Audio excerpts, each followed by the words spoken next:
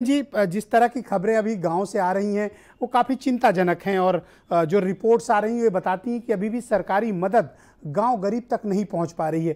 क्या कारण आप मानते हैं इसके पीछे? देखिए, मदद पर और तीसरी लहर पर दोनों पर बात हुई, जी। लेकिन डॉक्टर साहब ने कहा तो उसमें थोड़ी सी एक लाइन बढ़ाऊंगा आगे कि छोटे बच्चों पर इन्वेस्टमेंट की बात उन्होंने कही और उनको कहा ये चीज़ें अपनाइए। लेकिन एक और महत्वपूर्ण बात उसी के साथ जुड़ी है कि अगर छोटे बच्चों पर जो इन्वेस्ट किए जाने वाली चीज़ है वो सबसे महत्वपूर्ण चीज़ है समय और अच्छे संस्कार। एक साहित्यकार ने लिखा है कि एक गुणवान बालक का निर्माण 100 विद्यालयों के निर्माण से बेहतर है। अगर एक बच्चे को गुणवान बना दिया जाए तो अब बात आती है कि साहब सरकार ने बड़ी कोशिश की और कोरोना रुक गया। समीर भाई को बधाई कि उनकी सरकार में इतनी बड़ी लहर आई और उन्होंने काबू कर लिया। हमारे यहाँ कहा जाता है कि गरीबों की सेवा भगवान की सबसे बड़ी सेवा है। अब जो गरीब आप टीवी पे अखबारों में देख रहे हैं, इनकी भी कुछ मदद हो जाए, इन पर भी कुछ रहमो करम हो जाए। बीजेपी सबसे बड़ी पार्टी है, एक बूथ 10 यूथ है। किस गांव में किसके बाप मर गए, किसकी माँ मर गई है, 10 आदमी आराम से ढूंढ सकते हैं। किसके घर में राशन पानी नहीं है, किसके बच्चे अनाथ हो गए। तो वहाँ पर अगर ये काम हो तो और ज़्यादा बेहतर होगा। वैसे एक चीज़ मैं ब्रजेश जी मानता हूँ व्यक्तिगत तौर पर कि कोई भी सरकार अपने राज्य के नागरिकों को जानबूझ के रेल के नीचे या किसी बीमारी में कटवाने के लिए नहीं भेजती है। तंत्र कहीं पर कमजोर पड़ जाता है या तंत्र में कमी रहती है तो ऐसी महामारियों में इतने लोग मरते हैं। अब ये बात तंत्र के बजाय समझ पर आती है कि अब जो परिस्थितियां हैं उसके अनुसार क्या निर्णय किया जाए।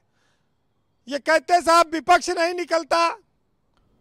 पिछली लहर में याद होगा आपको कि तमाम सारे लोग पैदल चल रहे थे, भूखों थे, रास्ते में मरे।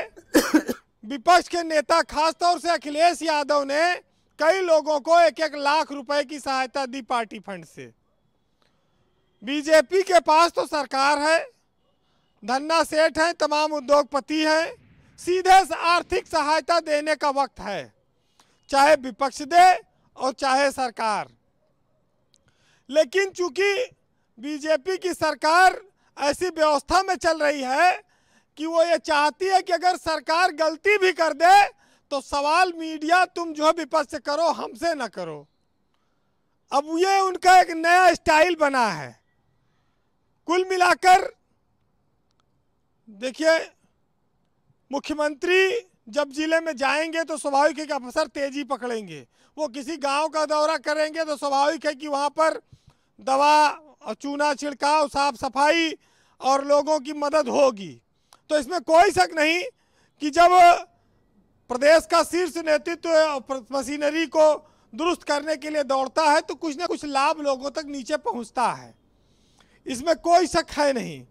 लेकिन आज आर्थिक परेशानी लोगों के सामने है। बच्चों ने माँ बाप को खो दिया है, उनको मान लो कोई रिश्तेदार भी नहीं आ रहा है, तो उनके जीवन को कैसे चलाया जाए। स्कूल कॉलेज चलिए बंद हैं, लेकिन दोनों टाइम भोजन की व्यवस्था तो करनी पड़ेगी। करेक्ट। और वो भोजन की व्यवस्था, अनाथालय खुले नहीं हैं, और जो अनाथालय जहाँ हैं वहाँ भी दूध और तमाम जो सामग्री है इस लॉकडाउन में और उनके पास अर्थ का अभाव है, इन सब चीज़ों को बच्चों को कैसे पहुँचाया जाए।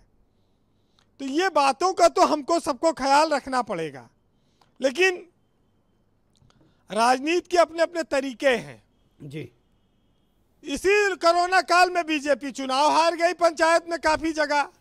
अब उसका अलग एक बवाल है, इनके पार्टी में रोज मंथन चल रहा है। आधी सरकार के दिमाग वहाँ लगा है कि पता नहीं कि कौन पलट जाए कौन बचे, और गांव की ओर देखे कौन। कोई बता रहा था कुर्सी घूम रही है, मीडिया टीवी कौन देखे। तो ये बहुत सारी चीज़ें ऐसी हैं कि भाई ये इनका ध्यान आकर्षण करने के लिए हम लोग बैठे हैं। और देखिए, मैं इस बात को तो दावे के साथ कह सकता हूं कि बीजेपी में बहुत सारे ऐसे नेता हैं जो खांटी तौर पर समाज सेवी हैं। हर पार्टियों में होते हैं, कांग्रेस में भी हैं, समाजवादी पार्टी में भी हैं। लेकिन सरकार जब बहुमत में होती है तो ना तो विधायक वहाँ टोका टाकी कर पाता है, ना वहाँ पर कोई मंत्री कर पाता है, ना पार्टी का संगठन। ऐसे में अफसर कई बार बेलगाम हो जाते हैं और ये बेलगामी की वजह से वो दौर लखनऊ के और प्रदेश के लोगों ने देखा जब हम लोगों को ना ऑक्सीजन दिला पा रहे थे ना बेड। वो दौर बीता, आग ठंडी हुई है। अब हमें पुनर्निर्माण के बारे में सोचना है कि ये जो जीवन उजड़े हैं, जो परिवार उजड़े हैं, उनको कैसे बसाया जाए। सबका सहयोग इसमें चाहिए। ठीक बात है। लेकिन अब ये समस्या इस बात की है कि जो आवाज उठाए उसके खिलाफ मुकदमा लिख दो। ये कौन सा लोकतांत्रिक सिस्टम है?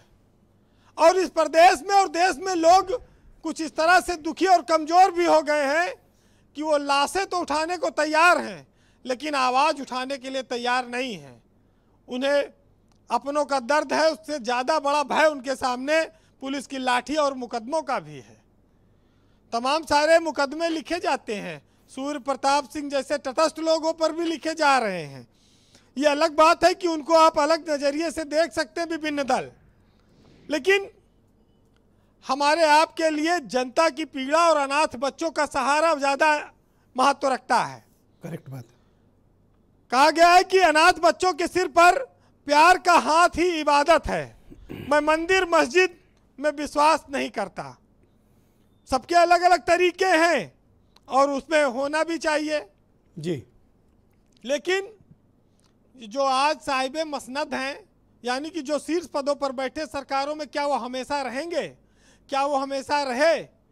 लेकिन हम सब इस प्रदेश की और देश की जनता की सेवा करने के लिए आए हैं। रात दिन सेवा करें, 24 घंटे जाग कर सेवा करें, और जो सेवा न करे उसे दंड दें। सरकार के पास अधिकार है। लेकिन वो अफसरों में नेताओं की वजह से अहंकार आता है, सरकारों की वजह से, और उसका खामियाजा जनता भुगतती है जी। तो आज रामधारी सिंह दिनकर की बहुत प्रसिद्ध रचना है, मैं उसे सुनाऊंगा और ये इस डिबेट में बैठे और सुनने वाले करोड़ों करोड़ सब लोगों के लिए बड़ा महत्व रखती है। बहुत सारे लोगों ने सुना भी है कि जब नाश मनुष्य पर छाता है, पहले विवेक मर जाता है, और समर शेष है नहीं पाप का भागी केवल व्याघ्र, और जो तटस्थ हैं समय लिखेगा उनका भी अपराध। बहुत बहुत शुक्रिया वीरेंद्र जी, बहुत बहुत धन्यवाद। समीर सिंह जी।